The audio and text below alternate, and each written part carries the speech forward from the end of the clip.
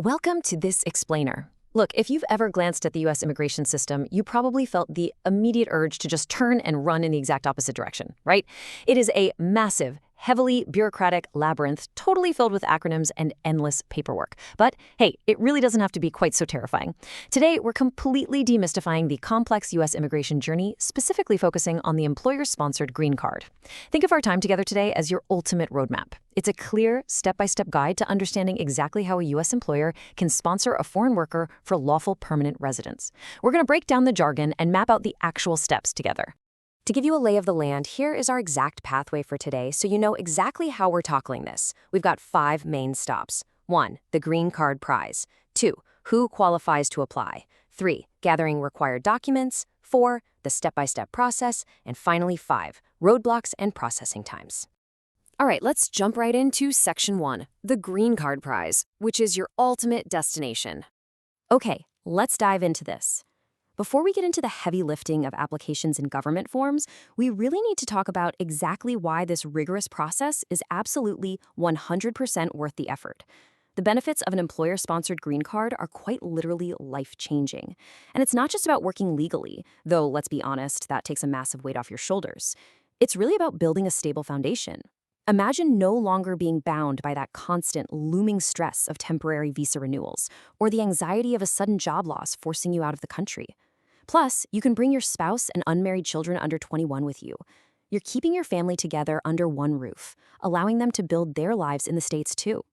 You also get the freedom to travel the world internationally without that constant visa anxiety. And the ultimate prize? It opens up the direct pathway to apply for full U.S. citizenship once you meet the legal timeline requirements. It truly is the bedrock for a whole new life. Moving right along, let's hit Section 2, Who qualifies to apply? Travelers and sponsors. So this journey isn't a solo trip. You actually need both a qualified traveler and a willing U.S. sponsor to make it happen. The whole system is divided into what the government calls EB, or employment-based categories. I like to think of these categories kind of like different lanes on a highway. The specific lane you get to drive in depends entirely on your specific qualifications, which dictates your path forward. First up, we have the EB1 lane. This is strictly reserved for priority workers, think highly recognized researchers, multinational executives, or people at the absolute top of their field. Then there's EB2, which is for advanced degree professionals or folks with exceptional ability. If you have a master's degree or higher, or a super unique, specialized skill set, you're likely cruising in this lane. And finally, we have EB3. This covers skilled workers, professionals with bachelor's degrees, and other workers. Ultimately, your education, your accumulated experience, and the permanent job offer you receive are going to determine exactly which of these lanes you belong in. Now, you might be sitting there thinking this process is only for tech geniuses or Fortune 500 CEOs, but the highway is surprisingly wide, and this brilliantly illustrates exactly what I mean. We're talking about eligible professions that include engineers, software developers, doctors, nurses, teachers, accountants, scientists, managers, and all sorts of skilled workers. If you thought this process was heavily restricted to just one very niche industry, you can totally rest assured. A massive, incredibly diverse variety of professionals are eligible for this sponsorship every single year. Okay, let's shift gears to Section 3, Gathering Required Documents. Let's look at exactly what you need to pack for this trip.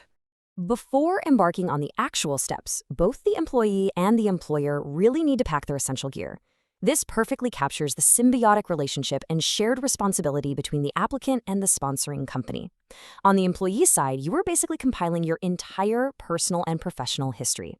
We're talking passports, birth certificates, your resume, educational certificates, past employment records, detailed experience letters, and any required professional licenses.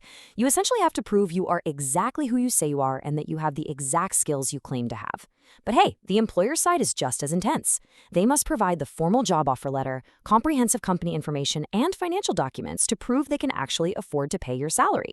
They also handle the PERM Labor Certification, which is basically the employer proving to the government that they couldn't find a qualified U.S. worker for your specific job, and the critical Form I-140.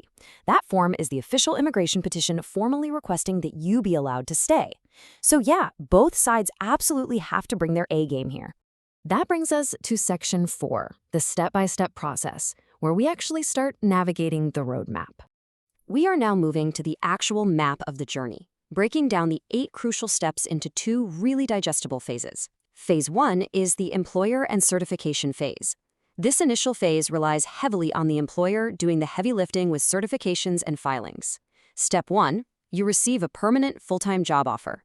Step 2, the employer navigates the PERM certification, running advertisements and testing the labor market to prove the job is genuinely yours to take.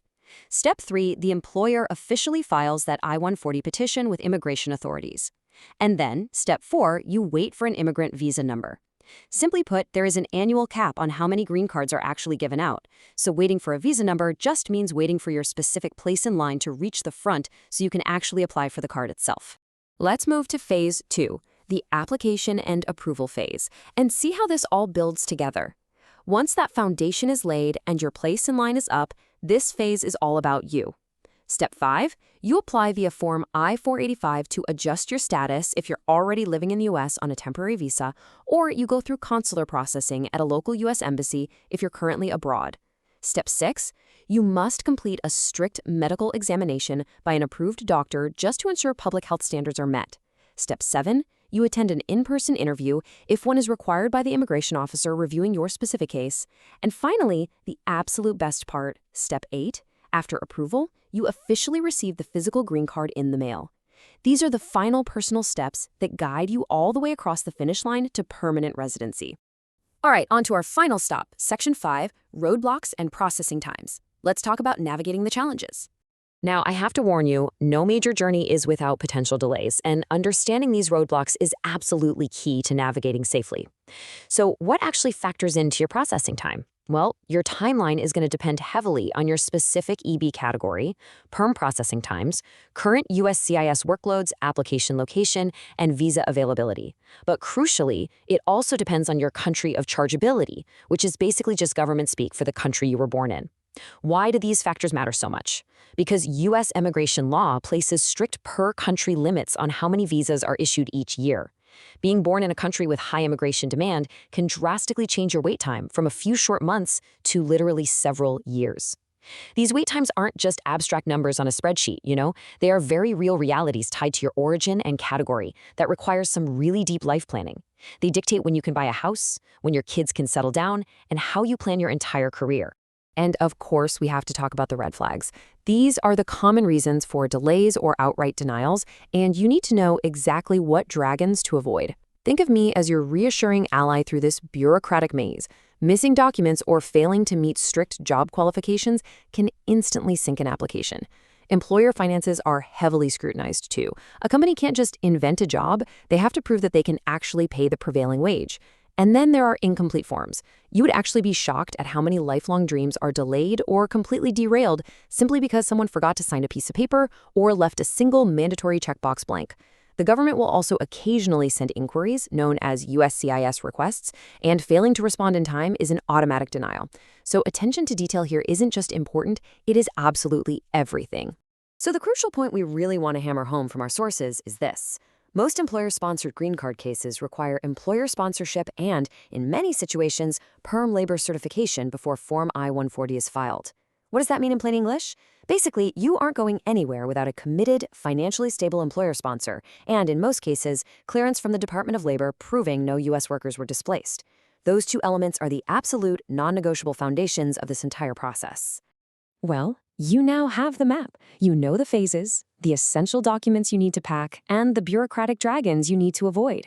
Whether you're a highly skilled foreign professional looking to bring your incredible talents to the United States, or a U.S. employer ready to sponsor top-tier global talent to grow your business, the labyrinth doesn't look quite so scary from above, does it? The only question left is, are you ready to begin your journey and take that first proactive step?